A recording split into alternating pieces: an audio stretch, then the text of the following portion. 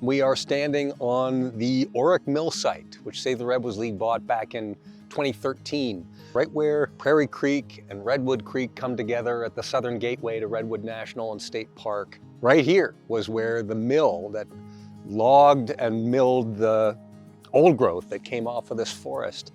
Over the next 4 years, the Oric Mill site is going to be transformed into the Redwood National and State Parks Trails Gateway.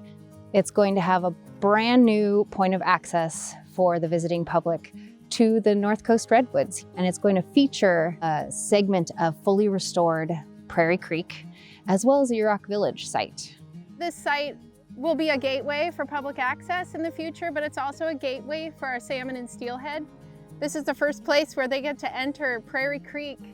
You know, they get to swim upstream and find the cold, clean waters that are managed in the watershed by Redwood National and State Parks. So there's great spawning territory up there. And below this site, they encounter 3 miles of Army Corps levees that virtually cut off all floodplain, all estuary habitat below this site. So it really brings the site into focus for the importance of increasing the beneficial habitat here.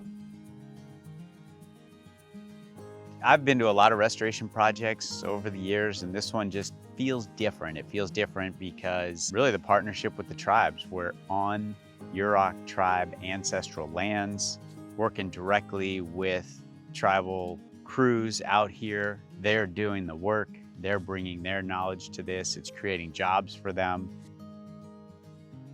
Been traveling up and down 101 all my whole life, right by Prairie Creek. Never thought I'd be in here working equipment, running equipment. Being part of an all Yurok crew for all the equipment operations that we have as a corporation is just an awesome thing to be a part of. The approximate yardage that we had to move out here was about 14,000 yards, and so we moved that just in time before the rains came. So we completed that, not only the excavation, not only all the earthwork and fine grading, but the placement of large wood for habitat, as well as the slash and getting it ready for the fish. The poetry of taking this site and removing those acres of pavement and restoring the meander of the salmon stream, and then using that place to build a Yurok Village site in which visitors can interpret that indigenous culture that has been here for thousands of years is a pretty beautiful opportunity. This project is important for the fish in Prairie Creek because it gives the juvenile fish a place to get out of the high flows during flood events. So juvenile fish will find their way in up this backwater channel. They have the large wood pieces that they can hide under, and when the plants that are being planted right now grow, they drop leaves and they provide the nutrients that combined with the sunlight form the basis of the food web. So what we're doing here is we're providing the really rich floodplain habitat that these juvenile fish need before they make their outmigration to the ocean. From an angling and fish activist standpoint, this is such a critically important project. One of the things that Redwood Creek is really lacking is that off-channel rearing habitat. It's got, beautiful protected headwaters, but the missing critical component is this off-channel floodplain habitat. And so to be able to build that on this property, on the spawning tributary that is critically important, it's closed all year to fishing. This is truly just a refuge for salmon and steelhead for the North Coast.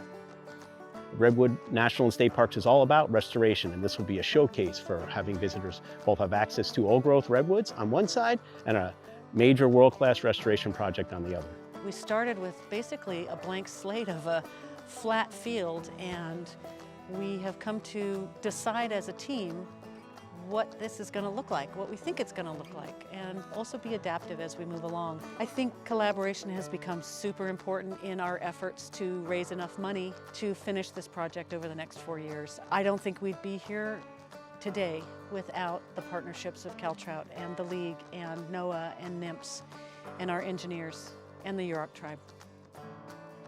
Working in partnership with Redwood Park and all of the other partners to restore this habitat for salmon recovery has been so important, and really look forward to the trail system and the interpretation that's going to come in here too, and allow the public to see this kind of project and the results in action. We'll be able to see migrating adult fish, rearing juvenile fish. This is really beautiful clear water where the public will really be able to get close to that resource. It's going to be cool to be able to bring my children here and say that I helped work on this.